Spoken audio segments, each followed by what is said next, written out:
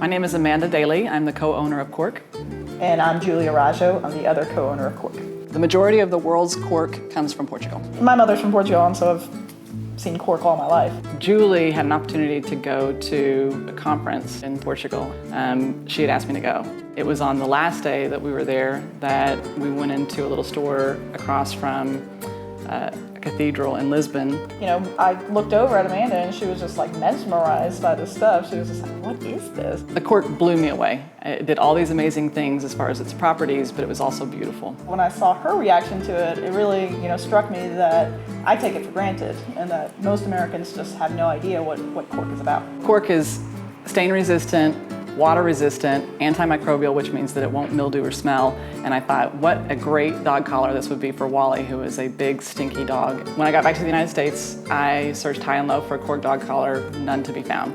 I found a guy who would make me 500 dog collars, and I thought, well, I don't have 500 dogs. But a couple of days later, I found myself at the pet store telling them the story of cork, and they said, if you get them made, we'll buy them. The whole story of cork is a lot of those, I don't know why we did it, but it was the right thing to do. We had an opportunity to open our own store in the French Quarter. And it was tiny. It was about 12 by 12. No windows, but it was great. Neither one of us come from a retail background, and so it's been a steep learning curve. We had entire rolls of fabric fail. We had hardware failures. We had sewing failures. And so each of those lessons was something that we could put into our knowledge base to help us be better in the future. We went back to Portugal after having a store for a couple of years. We went to that place in Lisbon that we had first seen the cork. As we were walking there, I mean literally as we were crossing walking the down the street to go to the very store where Cork, the business, started.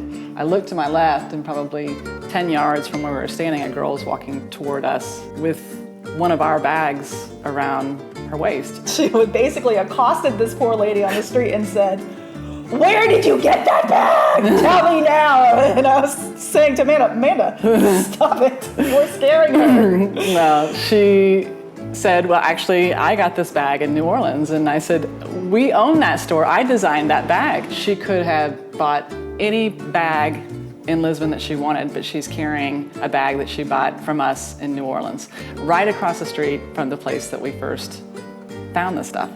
And to us, it was just one of those moments that it was as bright a star that you can look for. It was serendipity. It was a sign that we were exactly where we were supposed to be.